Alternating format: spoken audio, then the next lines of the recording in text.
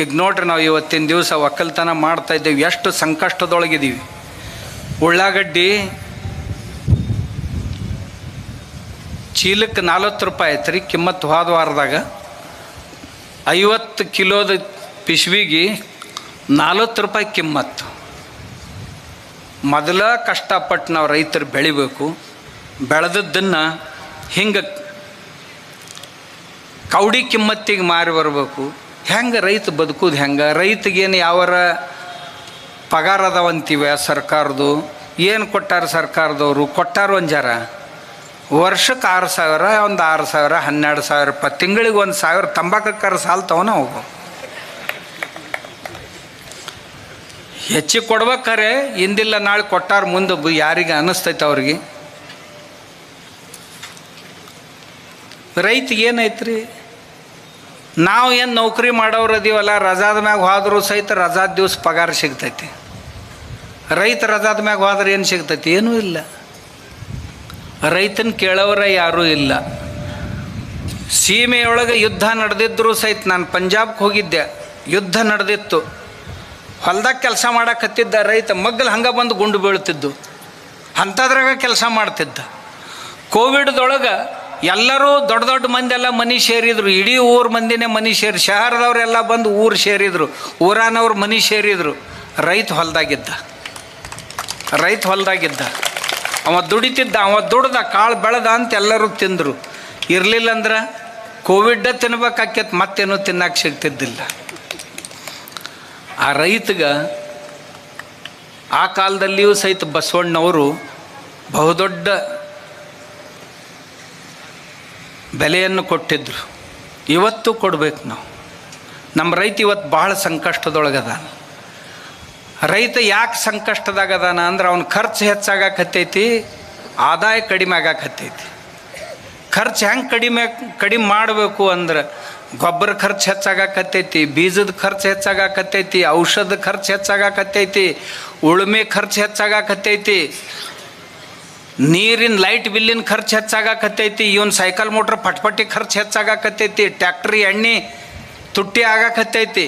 ಎಣ್ಣೆ ತುಟ್ಟಿ ಆದಷ್ಟು ಉಳ್ಳಾಗಡ್ಡಿ ಮತ್ತು ಇವೇನು ಹೆಸರ ಆ ಕಾಳ ಈ ಕಾಳ ಬೆಳಿತಾನೆ, ಅವಕ್ರ ಬೆಲೆ, ಡಿಸೈಲ್ದ ಬೆಲೆ ಹೆಚ್ಚಾದಂಗೆ ಇವಕ್ರದ್ದು ಬೆಲೆ ಹೆಚ್ಚಾಗಬೇಕಾಗಿತ್ತೋ ಇಲ್ಲೋ? ಇಲ್ಲ. 1965 100 ರೂಪಾಯಿ ಕಿಲೋ, 100 ರೂಪಾಯಿ ತೊಲಿ ಬಂಗಾರ ಇತ್ತು. ಆವಾಗ 30-40 ರೂಪಾಯಿಗೆ ಚೀಲ ಗೋಧಿತ್ತು. ಇವತ್ತು ಗೋಧಿ ಬೆಲೆ ಅಲ್ಲೇ 4-5 ಸಾವಿರದಾಗ ಐತಿ. ಬಂಗಾರ 1,60,000 80,000 ಆಗೈತಿ. ಈ ಅಂತರ ಎಲ್ಲಿದೆ? ಎಲ್ಲಿ ರೈತನ ಮಾಲಿಗೆ ಹಿಂಗೆ ಯಾಕೆ?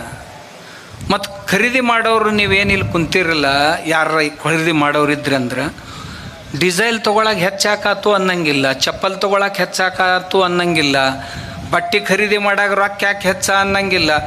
ಕಾಯಿಪಲ್ಯ ಖರೀದಿ ಮಾಡಕ್ಕೆ ಹೊಂಟ್ರಂದ್ರೆ ಭಾಳ ತುಟ್ಟಾತಪ್ಪ ನಿಂದತ್ತು. ಹೌದಾ ಗೊಬ್ಬರಗಳೇ? ರೈತನ ಕಾಳ, ರೈತನ ಕಾಯಿಪಲ್ಯ ತಯಾರು ಮಾಡಕ್ಕಂದ್ರೆ ಇಷ್ಟಾಗಿ ತುಟ್ಟಪ್ಪ ಅತ್ತ, ಇಷ್ಟಾಗಿ ತುಟ್ಟಪ್ಪ ಅತ್ತ. ಬೂಟ್ ಖರೀದಿ ಮಾಡಕ್ಕೆ ಹೋದಾಗ ಅನ್ಬೇಕಾಗಿತ್ತೋ ಇಲ್ಲ? ಅನ್ಲಿಲ್ಲ ಇವ. ಹಂಗೆ ಅನ್ಬಾರ್ದು. ಏನು 2 ದುಡ್ಡು ನಮ್ಮ ರೈತಗೆ ಎಷ್ಟು ಮಳೆಯಾಗ ಬೆಳೆಯಾಗ ಬಿಸಿಲಾಗ ದುಡಿತಾ ನಾವು ಯಾಕೆ ಖರ್ಚು ಮಾಡಬಾರ್ದು ಅಂತ ಅನ್ಬೇಕು ನಾವು. ಈ ಪದ್ಧತಿ ಬೆಳೆಸ್ಕೋಬೇಕು. ಉಳ್ಳಾಗಡ್ಡಿ ರೇಟ್ ಹೆಚ್ಚಾತಂದ್ರೆ ಇಡೀ ದೇಶದ ಕಣ್ಣಾಗ ನೀರು ಬರಕತ್ತಾವ. ಇವರೆಲ್ಲರೂ ಮಕ್ಕಳೇನು ನಾಟಕ ಮಾಡ್ತಾರೋ ಏನು ಖರೆನ ಮಾಡ್ತಾರೋ ಗೊತ್ತಾಗೋದಿಲ್ಲಪ್ಪ. ಕಣ್ಣಾಗ ನೀರು ಬಂದವ್ರ ಗತೆ ಮಾಡ್ತಾರೆ. ಹಿಂಗ್ಯಾಕೆ ಮಾಡ್ತಾರೆ? ರೈತ ಅಂದ ಕೂಡಲೇ ಹಿಂಗ್ಯಾಕೆ ಮಾಡ್ತೀರಿ? ಏನ್ಯಾಕೆ ಮಾಡೋಲ್ರಕ್ಕೆ ಮರ? ನೀವು ರೈತರದಿರಲ್ಲ, ನೀವರ ಶಾಣ್ಯರಾಗಿರಲ್ಲ. ಇವ್ರದವ್ರ ಏನು ಹೇಳೋದ್ರಪ್ಪ, ಇವ್ರದ್ದು ಭಾರಿನೇ ಇರ್ತೈತಿ. ಏನೂ ತ್ರಾಸು ಬೇಡತ್ತಾನ, ಎಲ್ಲ ಅನಾಯಾಸಾಗಿ ಬರ್ಬೇಕು, ಮನೆ ಸೇರ್ಬೇಕತ್ತ. ನಂಗೆ ಆಗೋದಿಲ್ಲ ರೀ ಅದು. ನಾವು ಮಾಡ್ಬೇಕಾಕೈತಿ ಒಂದು ಜರ. ಈಗ ನೋಡಿ, ಈಗ ಈ ಮುಂಗಾರಿ ಬೆಳೆ ಬಿತ್ತೋದು ಬಂದೈತಿ. ನಿಮಗೆ ಬೇಕಂದಷ್ಟು ಗೊಬ್ಬರ ಸಿಗೋದು ಕಷ್ಟ ಐತಿ. ಯಾಕಂದ್ರೆ ಹಾರ್ಮೋನ್ಸ್ ಬಂದೈತಿ. ಯಾವುದೇ ರಾಸಾಯನಿಕ ಪದಾರ್ಥಗಳು ದೇಶದ ಒಳಗೆ ಬರೋಲ್ಲ ಅಂದಾಗ ನಿಮ್ಮ ಗೊಬ್ಬರ ತಯಾರು ಮಾಡಿ ಕೊಡೋದು ಎಲ್ಲಿಂದ? DAPನೂ ಸಿಗೋದಿಲ್ಲ ಬೇಕಂದಷ್ಟು, ಯೂರಿಯಾನೂ ಸಿಗೋದಿಲ್ಲ, ಫಾಸ್ಫೇಟು ಸಿಗೋದಿಲ್ಲ, ಯಾವ ಸಿಗೋದಿಲ್ಲ. ಮತ್ತು ಏನು ಮಾಡಬೇಕು? ಮಾಡ್ಬೇಕು ಬಂದೈತಂದಾಗ ಏನಾರ ರೈತರ ಶಾಣ್ಯಾರ ಆಗ್ಬೇಕು, ಮಾಡ್ಬೇಕು. ಏನು ಮಾಡ್ಬೇಕು ರೈತರು? ನಾ ಒಂದೇ ಮಾತು ಹೇಳ್ತೀನಿ ನಿಮಗೆ, ಯೂರಿಯಾ ತಯಾರು ಮಾಡೋಕ್ಕೆ ಹೇಳ್ತೀನಿ, ಪಕ್ಕಾ ನೆನಪಿನಾಗ ಇಟ್ಕೋರಿ. ಹೆಂಗೆ ತಯಾರು ಮಾಡೋದು ಯೂರಿಯಾ? ಒಂದು ಕಟ್ಗೆದು ಬಾಕ್ಸ್ ತಯಾರು ಮಾಡಿರಿ. ಹಳಿ ಪಳಿಗಳು ಮನ್ಯಾಗ ಬಿದ್ದಿದ್ದು ಅಂದ್ರೆ 1-1.5 ಫೂಟ್ ಎತ್ತರ, 5 ಫೂಟ್ ಉದ್ದ, 3 ಫೂಟ್ ಅಗಲದ್ದು ಒಂದು ಬಾಕ್ಸ್ ತಯಾರು ಮಾಡಿರಿ. ಮಾಡಿ ಗಿಡದ ಕೆಳಗರ ಇಡ್ರಿ, ಮನ್ಯಾಗರ ಇಡ್ರಿ, ಪೆಟ್ಟಿಗೆ ಇಡ್ರಿ. ಅದನ್ನ ಇಟ್ಟು ಕೆಳಗೊಂದು ಪ್ಲಾಸ್ಟಿಕ್ ಹಾಳಿ ಹಾಸ್ರಿ, ಹಾಸಿ ಅದ್ರ ಮ್ಯಾಗ ಪೆಟ್ಟಿಗೆ ಇಡ್ರಿ.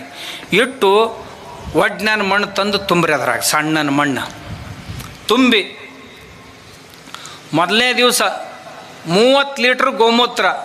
ಗೋಮೂತ್ರ ಅಂದ್ರೆ ತಿಳಿತೈತಲ್ಲ ನಿಮ್ಗೆ, ಹಂದಿ ಮಾರಿವಲ್ಲ, ಹಂದಿಗತೆ ಕೊರ್ರ ಕೊರ್ರ ಕೊರ್ರ ಚೀರ್ತಾವಲ್ಲ ಅವು ಅಲ್ಲ. ಅಂಬಾ ಅಂತ ಏನಂತಾವಲ್ಲ ಅವು. ಅಂಬಾ ಅಂತ ಒದರ್ತಾವಲ್ಲ ಅವು. ಅವಕ್ಕೆ ಆಕಳ ಅಂತಾರೆ. ಮತ್ತು ಇವು ಆಕಳಲ್ಲಿ ಇವು ಕವು ಇವು ಕವು ಅಂದ್ರೆ ಆಕಳಲ್ಲ, ಸಾದೃಶ ಪ್ರಾಣಿ ಅಷ್ಟೇ. ಈ ದೇಶಿ ಆಕಳ ಮೂತ್ರಿ ಹಿಡ್ದಿಡ್ರಿ, ಭಾಳ ತುಟ್ಟಿ. ಇನ್ನು ಭವಿಷ್ಯದಾಗ ಏನೂ ಸಿಗೋದಿಲ್ಲ. ಆಕಳುಗಳು ಯಾಕೆ ಸಾಕ್ಬೇಕಂತಿದ್ರಲ್ಲ, ಇನ್ನು ಮುಂದೆ ಗೊತ್ತಾಕೈತೆ ನೋಡಿ. ಇವು ತಂದ ನೋಡಿ, ಇಲ್ಲಿ ನೋಡ್ರಿ, ಅದ್ರಾನು ಮಾಡ್ಯಾರ, ಇವೆಲ್ಲ ಭಾಳ ಮಾಡ್ಯಾರ. ನಾ ಹಿಂದಗಡೆ ಹೇಳ್ತೀನಿ ಇವು ಕುರ್ದು ನಿಮ್ಗೆ. ಇವ ಒಬ್ಬ ರೈತ ಅದ, ನೀವು ಎಲ್ಲ ಮಾಡ್ತಾನೆ ಮನ್ಯಾಗ. 4 ಮಂದಿ ಕೆಲಸ ಕೊಟ್ಟಾನವ. ಇವನ್ನೆಲ್ಲ ಬರೇ ಗೊಡ್ಡ ಆಕಳುಗಳು ಸಾಕಿ. ಗೋಮೂತ್ರ 90 ಲೀಟ್ರ್ ತಯಾರಿಡ್ಬೇಕು. 1 ಎಕರೆಗೆ ಬೇಕಾಕ್ಕವು 90 ಲೀಟ್ರ್ ಗೋಮೂತ್ರ. ಮೊದಲನೇ ದಿವಸ 30 ಲೀಟ್ರ್ ಹಾಕ್ಬೇಕು. ಆ ಬಾಕ್ಸ್ನಾಗ ಏನು ಮಣ್ಣು ಹಾಕಿರಲ್ಲ, ಆ ಮಣ್ಣಾಗ 30 ಲೀಟ್ರ್ ಗೋಮೂತ್ರ ಹಾಕಿ ಮಣ್ಣು ಕತ್ತರಿಸ್ರಿ, ಹೊಳ್ಮುಳ್ಳೆ ಮಾಡ್ರಿ ಅದನ್ನೆಲ್ಲ. ಮತ್ತು ಮರುದಿವಸ ಅವತ್ತು 80 ಹಾಕಿ ಕಲಿಸಿ ಇಟ್ಟುಬಿಡ್ರಿ. ಮ್ಯಾಗೊಂದು ಗೋಣಿ ಚೀಲ ಮುಚ್ಚಿಟ್ಬಿಡ್ರಿ. ಮರುದಿವಸ 15 ಲೀಟ್ರ್ ಮತ್ತು ಅದ್ರಾಗ ಹಾಕಿ ಮತ್ತೆ ಕೆದರ್ರಿ. ಅದನ್ನ ಮತ್ತೆಲ್ಲ ಉಣಿಸ್ರಿ. ಅದ್ರಾಗ ಉಣಿಸಿ ಮತ್ತೆ ಹೊಳ್ಳಿ ಮುಚ್ಚಿಡ್ರಿ. 3ನೇ ದಿವಸ ಮತ್ತೆ 15 ಲೀಟ್ರ್ ಹಾಕೋದು, ಮತ್ತೆ ಕೆದರೋದು. ಅದನ್ನೆಲ್ಲ ಉಣಿಸ್ಬೇಕು. ಅದಕ್ಕೆ 15 ಲೀಟ್ರ್ ಉಣಿಸಿ ಮತ್ತೆ ಮುಚ್ಚಿಡೋದು. ಮೊದಲನೇ ದಿವಸ 30, 2ನೇ ದಿವಸ 15, 3ನೇ ದಿವಸ 15, 4ನೇ ದಿವಸ 10 ಲೀಟ್ರ್ ಹಿಂಗೆ ಮಾಡೋದು, ಮುಚ್ಚಿಡೋದು. 5ನೇ ದಿವಸ ಮತ್ತೆ 10 ಲೀಟ್ರ್ ಹಾಕೋದು, ಮತ್ತೆ ಮುಚ್ಚಿಡೋದು. 6ನೇ ದಿವಸ ಮತ್ತೆ 10 ಲೀಟ್ರ್ ಹಾಕಿ ಕಲಸೋದು, ಇಡೋದು. 6 ದಿವಸ ಆತಲ್ಲ. 6 ದಿವಸ ಆಗಿಂದ 4 ದಿವಸ ಮುಚ್ಚಿ ಸುಮ್ಮಿಟ್ಟು ಬಿಡೋದು, ಏನು ಮಾಡೋಕ್ಕೆ ಹೋಗ್ಬೇಡ್ರಿ. 4 ದಿವಸ ಹಂಗೆ ಇಟ್ಟು ಬಿಡೋದು. ಅಂದ್ರೆ 10 ದಿವಸ ಆಯ್ತು. 11ನೇ ದಿವಸ ಆ ಚೀಲ ತೆಗೀರಿ ಮ್ಯಾಲಿದು, ಆ ಬಾಕ್ಸನ್ನು ಎತ್ತಿ ಬಿಡ್ರಿ. ಎತ್ತಿದ ಕೂಡಲೇ ಏನಾಕತಿ, ಅದೇನು ಗೋಮೂತ್ರ ಉಣಿಸಿರಲ್ಲ ಮಣ್ಣಿಗೆ, ಆ ಮಣ್ಣೆಲ್ಲ ಹರಡಿಬಿಡ್ರಿ. ಅಲ್ಲೇ ನೆಳ್ಳಾಗ ಒಣಗಿಸಿಬಿಡ್ರಿ. ಅದನ್ನ ಒಣಗಿಸಿದ್ರಿ ಅಂದ್ರೆ ನಿಮ್ಮ ಹೊಲಕ್ಕೆ 1 ಎಕರೆಗೆ ಎಷ್ಟು ಯೂರಿಯಾ ಬೇಕಾಕೈತಲ್ಲ ಅಷ್ಟು ಕೆಲಸ ಇದು ಮಾಡ್ತೈತಿ. ಯೂರಿಯಾದ ದುಪ್ಪಟ್ಟು ಪರಿಣಾಮವನ್ನು ಇದು ಕೊಡ್ತೈತಿ. ನೀವಿನ್ನವರು ಎಲ್ಲಿ ಸಿಗ್ತೈತ್ರಿ ಇದು? ಯಾಕಂದ್ರೆ ನಿಮಗೆ ಮಾಡೋದು ಬೇಡಾಗಿರ್ತೈತಿ. ನಾ ಅಂತೀನಿ, ಖರೀದಿ ಮಾಡೋಕೆ ಹೋದಂದ ರೈತ ಸಾಯ್ತಾನೆ. ರೈತ ಮನ್ಯಾಗ ಮಾಡ್ಕೋಬೇಕಿದನ್ನು. ಗೋಮೂತ್ರ ನಮಗೆ ಸಿಗೋದಿಲ್ರಿ ಅಂತ ನಿಮಗೆ ಅನಿಸ್ತಂದ್ರೆ ಇನ್ನೊಂದು ಉಪಾಯ ಹೇಳ್ತೀನಿ. ಏನಪ್ಪ ಇನ್ನೊಂದು ಉಪಾಯ ಅಂತಂದ್ರೆ, ಈ ಗೋಕೃಪಾಮೃತಮ್ ಅಂತ ಒಂದು ಸಿಗ್ತೈತಿ. ಕಲ್ಚರ್ ಇರ್ತೈತೆ. ಅದು 1 ಲೀಟ್ರ್ ಬಾಟ್ಲಿ ಯಾರು ಬೇಕಾದವ್ರು ಪುಕ್ಕಟ್ ಕೊಡ್ತಾರೆ. ಈಗ ಬಂದಿದ್ನಲ್ಲಿ ಇವನ ಹತ್ರದ ಇಲ್ಲಿ ಗದಗಿನೊಳಗೆ ಸುಮಾರು ಹಳ್ಳಿಗೆ ಜನ ಅದಾರ ನಮ್ಮ ಗೋಕೃಪಾಮೃತಮ್ ಮನೆಯೊಳಗಿದ್ದವ್ರು. 1 ಲೀಟ್ರ್ ಗೋಕೃಪಾಮೃತಮ್ ತೊಗೊಂಡು ಹೋಗ್ಬೇಕು. ಒಂದು ಬ್ಯಾರಲ್ ನೀರಿನಾಗ ಹಾಕ್ಬೇಕು. 200 ಲೀಟ್ರ್ದಾಗ 2 ಕಿಲೋ ಬೆಲ್ಲ, 2 ಕಿಲೋ ಮಜ್ಜಿಗೆ, 2 ಲೀಟ್ರ್ ಮಜ್ಜಿಗೆ ಹಾಕಿಬಿಡ್ರಿ. 6 ದಿನ ಹಿಂಗೆ ಒಂದು ಜರ ತಿರ್ಸ್ಕೊತಾ ಇರ್ರಿ. 6ನೇ ದಿವ್ಸಕ್ಕೆ ತಯಾರಾತು ಗೊಬ್ಬರ. ಅವಾಗ ನಾ ಆಗಲೇ ಹೇಳಿದ್ನಲ್ಲ, ಅದೇ ಬಾಕ್ಸ್ನೊಳಗೆ ಗೋಮೂತ್ರದ ಬದಲಿಗೆ ಈ ಗೋಕೃಪಾಮೃತಮ್ಮ ಉಣಿಸ್ಬಿಡ್ರಿ. ಆ ನೀರಿಗೆ ಉಣಿಸಿ 11 ದಿವಸ ಆದ ನಂತರ ತೆಗೆದು ಆ ಮಣ್ಣು ಒಣಗಿಸ್ರಿ, ನೆಳ್ಳಾಗ ಒಣಗಿಸಿ ಅದನ್ನು ಹೊಲಕ್ಕೆ ಹಾಕ್ರಿ. ಹಾಕಿದ್ರಿ ಅಂದ್ರೆ NPK, ನೈಟ್ರೋಜನ್ನು, ಫಾಸ್ಫರಸ್ಸು, ಪೊಟ್ಯಾಶು, ಇವು 3 ಎಷ್ಟು ಮಣ್ಣಿಗೆ ಅವಶ್ಯಕತೆ ಐತೆ ಅಷ್ಟೆಲ್ಲ ಪೂರೈಕೆ ಆಕೈತೆ. ಬರೀ ಏನೂ ರೊಕ್ಕಿಲ್ದ, ಬರೀ 2 ಲೀಟ್ರ್ ಮಜ್ಜಿಗೆ, 2 ಕಿಲೋ ಬೆಲ್ಲ, ಇಷ್ಟ ನಿಮ್ಮದು. ಉಳ್ದದ್ದೆಲ್ಲ ಪುಕ್ಕಟೆ. ಇಷ್ಟು ಪುಕ್ಕಟೆ ಒಳಗೆ ನಿಮಗೆ ಯಾರು DAP ಕೊಡೋರು ಅದಾರ, ಯಾರು ನಿಮಗೆ ಯೂರಿಯಾ ಕೊಡೋರು ಅದಾರ? ನಿಮಗಿದು ಆಗಲಿಲ್ಲ ಅಂದ್ರೆ ಇನ್ನೊಂದು ಸುಲಭ ಉಪಾಯ ಐತೆ. ಮತ್ತೆ ಹೇಳ್ತೇನೆ, ಈಗ ನಿಮ್ಮ ಹೊಲಕ್ಕೆ DAP ಹಾಕೋದಿತ್ತಂತಂದ್ರೆ DAP ಹಾಕಕ್ಕೆ ಹೋಗ್ಬೇಡ್ರಿ. ಹೊಲದಾಗ ಅಲ್ಲೆಲ್ಲೆಲ್ಲಿ ನಡುವ ಸೂರ್ಯಪಾನದು ಬೀಜ ಒಗಿರಿ. ಒಂದು ಜರ ಯಾವರ ಕಾಳಿನೂ ಜೋಳದ ದಂಟಿನ ಬೀಜ ಒಗಿರಿ, ಜೋಳದ ಬೀಜ ಒಗಿರಿ. ಹಕ್ಕಿಗಳಿಗೆ ಯಾವ ಪ್ರೀ ಅದಾವಲ್ಲ ಅಂಥ ಬೆಳೆ ಅಲ್ಲೊಂದು ಹಾಕ್ರಿ. ಆ ಹಕ್ಕಿಗಳೆಲ್ಲ ಆ ಕಾಳು ತಿನ್ನಕ್ಕೆ ಬರ್ಬೇಕು. ಹಿಂಗೆ ಓಡಾಡು ಹೊತ್ನ್ಯಾಗ ಅದ್ರ ಹಿಕ್ಕಿ ಹೊಲದಾಗ ಬೀಳ್ಬೇಕು. ಅಷ್ಟ್ರ ಮ್ಯಾಗ ನಿಮ್ಮ ಹೊಲಕ್ಕೆ DAP ಸಿಗ್ತೈತೆ. ಇದಕ್ಕಿಂತ ಹೆಚ್ಚಿಗೆ DAP ಬೇಕಾಗೋದಿಲ್ಲ. 1 ಕ್ವಿಂಟಲ್ DAP ಮತ್ತು 1 ತೊಲಿ ಅಂದ್ರೆ 10 ಗ್ರಾಮ್ ಹಕ್ಕಿಗಳ ಹಿಕ್ಕಿ ಇವೆರಡೂ ಈಕ್ವಲ್. ಅಷ್ಟು ಸಾಮರ್ಥ್ಯ ಅದರೊಳಗೆ ಇರ್ತೈತಿ. ಎಷ್ಟು ಸುಲಭ ಐತ್ರಿ. ಇನ್ನು ಪೊಟ್ಯಾಷ ಬೇಕಾಗಿತ್ತು ಅಂತಂದ್ರೆ ಪೊಟ್ಯಾಷ್ ಭಾಳ ಸುಲಭ ಐತಿ. ಬಾಳೆ ದಿಂಬಿದ್ದು ಅಂದ್ರೆ ಕಟ್ ಮಾಡೋದಾ, ಮಾಡಿ ತುಣುಕು ಮಾಡಿ ಒಂದು ಬ್ಯಾರಲ್ ನೀರಾಗ ಒಗೆದು ಬಿಡ್ರಿ. ಒಗೆದು ಒಂದು 15-20 ದಿವಸ ಬಿಡ್ರಿ. ಹಿಂದಾಗಡೆ ಹೌದು ಬಾಳೆ ತುಂಡು ತೆಗೆದು ಒಗಿರಿ. ಆ ನೀರು ಇರ್ತೈತಲ್ಲ, ಆ ನೀರು ನಾಗಳೆ ಹೇಳಿದ್ನಲ್ಲ ಹಂಗೆ ಮಣ್ಣಾಗ ಕಲಿಸಿ ಮಣ್ಣು ಹೊಲ್ದಾಗ ಒಗೆದು ಬಿಡ್ರಿ. ಪೊಟ್ಯಾಷ್ ಪುಕ್ಕಟ, ಏನೂ ಒಂದು ದುಡ್ಡು ರೊಕ್ಕಿಲ್ಲ, ಪುಕ್ಕಟೆ ಬರ್ತೈತಿ. ಇಷ್ಟ ಅಲ್ರಿ. ನಿಮ್ಮ ಊರಾಗ ಪತ್ರಿ ಗಿಡ ಅಂತಿರ್ತಾವೆ. ಪತ್ರಿ ಗಿಡದಾನು ಪತ್ರಿಕಾಯಿ ತೊಗೋರಿ, ಒಡಿರಿ. ಅವನ್ನ ಒಡೆದು ಒಣಗಿದವರ ಇರೋಲ್ಲಕ್ಕ ಬೇಡ, ಹಸಿವರ ಇರೋಲ್ಲಕ್ಕ ಒಡಿರಿ, ತುಣುಕು ಮಾಡಿರಿ. ಎಷ್ಟು ಪತ್ರಿಕಾಯಿ ಇರ್ತಾವೆ ಅಷ್ಟ ಬೆಲ್ಲ. ಇದೊಂದು ಕಿಲೋ ಇತ್ತಂದ್ರೆ 1 ಕಿಲೋ ಬೆಲ್ಲ. ಒಂದು ಜರ ಬೆಲ್ಲ ಹೆಚ್ಚು ಹಾಕಿದ್ರೆ ಇನ್ನಟ್ಟು ಭಾಳ ಚಲೋ. 1 ತಿಂಗಳು ಹಂಗೆ ಇಡಬೇಕು. ಇಟ್ರಿ ಅಂತಂದ್ರೆ ಎಷ್ಟು ಚಂದ ದ್ರಾವಣ ತಯಾರಾಕೈತಿ. ನಂಬರ್ 1 ಪೊಟ್ಯಾಷ್ ಜಗತ್ತಿನೊಳಗೆ ಅಂಥ ಪೊಟ್ಯಾಷೇ ಇಲ್ಲಿ ಇಲ್ಲ. ಅಷ್ಟು ಚಲೋ ಇದೆ. ಬೆಳೆಗಳ ಬೆಳವಣಿಗೆಗಾಗಿ ಹ್ಯೂಮಿಕ್ ಆ್ಯಸಿಡ್ ಅಂತ ಬೇಕಾಕೈತಿ. ಹ್ಯೂಮಿಕ್ ಆ್ಯಸಿಡ್ ಎಲ್ಲಿಂದ ಅದು 5,000 ರೂಪಾಯಿ 10,000 ರೂಪಾಯಿ ಲೀಟ್ರ್. ನಿಮ್ಮ ಮನ್ಯಾಗ ಪುಕ್ಕಟೆ ಮಾಡ್ಕೊಳ್ಳೋದು ಹೇಳ್ತೀನಿ ನಾನು. ಹೆಂಗೆ? ಒಂದು ಚೀಲ ತೊಗೋರಿ, ಅದ್ರ ಮ್ಯಾಗ ಒಂದು ಇಂಚ್ ಮಣ್ಣು ಹಾಕ್ರಿ. ಮಣ್ಣು ಹಾಕಿ ಈ ಶೇಂಗಾದ ಕಾಳು ಇರ್ತಾವಲ್ಲ, ಶೇಂಗಾ ಅದ್ರ ಮ್ಯಾಗ ಹಾಕಿರಿ. ಆ ಕಾಳಿನ ಮ್ಯಾಗ ಒಂದು ಸಣ್ಣ ಒಂದು ಜರ ಮಣ್ಣು ಹಾಕ್ರಿ. 7-8 ದಿವ್ಸಕ್ಕೆ ಮಳೆ ಕುಡಿತಾವೆ ಕಾಳು. 2 ಎಲೆ ಬರಕ್ಕೆ ಹತ್ತವಲ್ಲ, ಬರೋಕ್ಕಿಂತ ಮುಂಚೆನ ಅವನ್ನ ಕಿತ್ಕೊಂಡು ಬಿಡ್ರಿ. ಕಿತ್ಕೊಂಡು ಒಳ್ಳಾಗ ಹಾಕಿ ರುಬ್ಬಿ ನೀರ್ನಾಗ ಕಲಿಸಿಬಿಡ್ರಿ. ಹ್ಯೂಮಿಕ್ ಆ್ಯಸಿಡ್ ತಯಾರಾದ. ನೀವು ಎಷ್ಟು ಅಂತೀರಿ ಅಷ್ಟು. 1 ಕಿಲೋ ಕಾಳಿನಾಗ 10 ಎಕರೆ 20 ಎಕರೆಗೆ ಬೇಕಾಗಷ್ಟು ಗ್ರೋತ್ ಪ್ರಮೋಟರ್ ನಿಮ್ಮ ಮನ್ಯಾಗ ತಯಾರಾತು. ಅಂದ್ರೆ ಬೆಳವಣಿಗೆಗಾಗಿ ಬೇಕಾಗುವಂಥವು. ದನ ತಿನ್ನಲಾರ್ದಂಥ ಒಂದು 10-12 ಪ್ರಕಾರದ ಕಸಗಳು ತಂದು ನೀರ್ನ್ಯಾಗ ಹಾಕಿ ಕಳ ಕುದಿಸಿ ಆ ನೀರು ಹೊಡೆದು ಬಿಡ್ರಿ. ಒಂದು ಹುಳ ಉಳಿಯಂಗಿಲ್ಲ. ಯಾವ ಬೆಳೆಗೆ ಬೇಕಾದ ಬೆಳೆ ಇರಲಿ, ಆ ಬೆಳೆಗಳಿಗೆ ಬಂದು ಒಂದು ಹುಳ ಉಳಿಯಂಗಿಲ್ಲ. ಅಂದಾಗ ರೊಕ್ಕ ಉಳಿತಂತೀರ ಇಲ್ಲಂತ ನಾ ಮಾಡಿ ಹೇಳ್ತೀನಿ. ಇದನ್ನ ಮಾಡ್ಲಾರ್ದು ಏನೂ ಹೇಳೋದಿಲ್ಲ. ನೀವು ಮತ್ತೆ ಕೇಳೋರು ಇದು ಎಲ್ಲರೂ ಸಿಗ್ತಿತ್ತಂದ್ರೆ ಹೇಳ್ರಲ್ಲ. ಮತ್ತು ನಿಮಗೇನು ಕೆಟ್ಟ ಬೇನಾಗೈತಪ್ಪ, ಮಾಡ್ಕೊಳಕ್ಕೆ ಏನಾಗೈತಿ? ದನ ತಿನ್ನಲಾರ್ದು ಕಸ ಇಲ್ಲ, ರಸ್ತಾದ ಮ್ಯಾಗ ಎಷ್ಟಿಲ್ಲ ಅಂತೀರಿ ನೀವು. ಅಂಥ ಒಂದು 8-10 ಪ್ರಕಾರದ 1 ಕಿಲೋ ಒಳೆ ಮಾಡಿರಿ. 10 ಕಿಲೋ ಆಕೈತಿ. ಇಡೀ ಹೊಲಕ್ಕೆ ಸಾಕಾಕೈತಿ. ನಮ್ಮ ಹೊಲ ನಾವು ಏನು ಅಂದದ್ದು ಕೊಡ್ತೈತಿ. ಅಷ್ಟೇ ಅಲ್ಲ, ನಮ್ಮ ಹೊಲ ಇವತ್ತಿನ ದಿವಸ ತನಗೆ ಬೇಕಾದಂಥ ಗಿಡಗಳಿಲ್ಲದಕ್ಕೆ ನೆಳ್ಳಾಕತ್ತೈತಿ. ತಾಪಮಾನ ಎಷ್ಟು ಹೆಚ್ಚಾಗೈತೆ ರೀ? 42, 44, 46 ಡಿಗ್ರಿ ತಾಪಮಾನ. ಈ ತಾಪಮಾನ 52 ಡಿಗ್ರಿಗೆ ಹೋತು ಅಂತಂದ್ರೆ, ಇನ್ನು 4 ಡಿಗ್ರಿ ಹೆಚ್ಚಾತಂದ್ರೆ ನಿಮ್ದು ಇದೇನು ಎರೆ ಮಣ್ಣು ಐತಲ್ಲ ಇದೆಲ್ಲ ಉಸುಗಾಕೈತಿ. ಎಷ್ಟು? 4 ಫೂಟ್ ಉಸುಗಾಕೈತಿ. ಇದು 52 ಡಿಗ್ರಿ ಟೆಂಪ್ರೇಚರ್ಗೆ ಹೋತಂದ್ರೆ ಆ 4 ಫೂಟ್ ಉಸುಗಿನಾಗ ಯಾವ ಬೆಳೆನೂ ಬರೋದಿಲ್ಲ. ಯಾವಕರು ಬೇರೆ 4 ಫೂಟ್ ಕೆಳಗಲ್ಲ ಅವೆಲ್ಲ ಬೆಳೆಗಳು ನಷ್ಟ ಆಗಿ ಹೋಗ್ತಾವೆ. ಆ 4 ಫೂಟ್ನೊಳಗೆ ಇರಬೇಕಾದಂಥ ಜೀವಾಣುಗಳೆಲ್ಲ ಖಲಾಸಾಗಿ ಹೋಗ್ತಾವೆ. ಮುಂದೆ ನಾವು ಏನು ಮಾಡೋರಿದ್ದೀವಿ? ಅದಕ್ಕೆ ಹೊಲದಾಗ ರೈತರು ಗಿಡಗಳು ಹಚ್ಕೋಬೇಕು. ಇವ ಅಂತಾನೆ ಅದು ನೆಳ್ಳಗೋಯ್ತೈತಿ, ಇದು ನೆಳ್ಳಗೋಯ್ತಿ. ಇಲ್ಲ, ನಿಂದ ನೆಳ್ಳು ಬೇಡಾಗೈತಿ ಹೊಲಕ್ಕೆ. ಉಳ್ದು ಎಲ್ಲಕ್ಕೂ ನೆಳ್ಳು ನಡಿತೈತಿ. ಇವ ಬಂದ ಅಂದ್ರೆ ಹೊಲ ತರ ನಡಗತೈತಿ. ಹೊಲದಾನ ಗಿಡ ತರ ನಡಗುತ್ತಾವು. ಏನು ತೊಗೊಂಡು ಬಂದನೋ ಏನು ಹೊಡಿತಾನೋ, ಯಾರನ್ನೂ ಕೊಲ್ತಾನೋ ಯಾರಿಗೂ ಗೊತ್ತು. ನಮ್ಮನ್ನು ಪೋಷಿಸಬೇಕಾದವ ಇವ ಕೊಲ್ಲಕ್ಕ ಬರ್ತಾನೆ ಏನಪ್ಪ. ಯಾಕಂದ್ರೆ ಒಂದು ಪಂಪ್ ಹಾಕ್ಕೊಂಡು ಹೊಲಕ್ಕೆ ಬಂದಂದ್ರೆ ತರ ನಡಗುತ್ತಾವೆ. ಇನ್ನು ಯಾರ್ಯಾರನ್ನೂ ಕೊಲ್ತಾನೆ ಯಾರಿಗೂ ಗೊತ್ತು ಅಂತ. ಹಿಂಗೆ ಕೊಡ್ಲಿ ಹಿಡ್ಕೊಂಡು ಬಂದಂದ್ರೆ ಗಿಡಗಳು ತರ ನಡಗ್ತಾವೆ. ಇವತ್ತು ಯಾರು ಪಾಳಿ ಹಚ್ತಾನೆ ಯಾರಿಗೂ ಗೊತ್ತಂತ. ಹಂಗಾಗಬಾರ್ದು ರೀ. ಒಕ್ಕಲಿಗೇನು ಗೆಳೆಯರು ಯಾರು ಅಂತಂದ್ರೆ ಗಿಡಗಳು ಹೊಲದಾಗ ಈ ಹೊನ್ನವ್ರಿ ಅಂತ ಇರ್ತಾವೆ ಗೊತ್ತೈತೆ, ಗುಡ್ಡದಾಗ ಬೆಳಿತಾವೆ ನೋಡ್ರಿ ಹೊನ್ನವ್ರಿ. ಅವ್ರಿ ಗಿಡ ಏನಿರ್ತಾವಲ್ಲ ಹಳದಿ ಬಣ್ಣದ ಹೂ ಅಕ್ಕವಕ್ಕ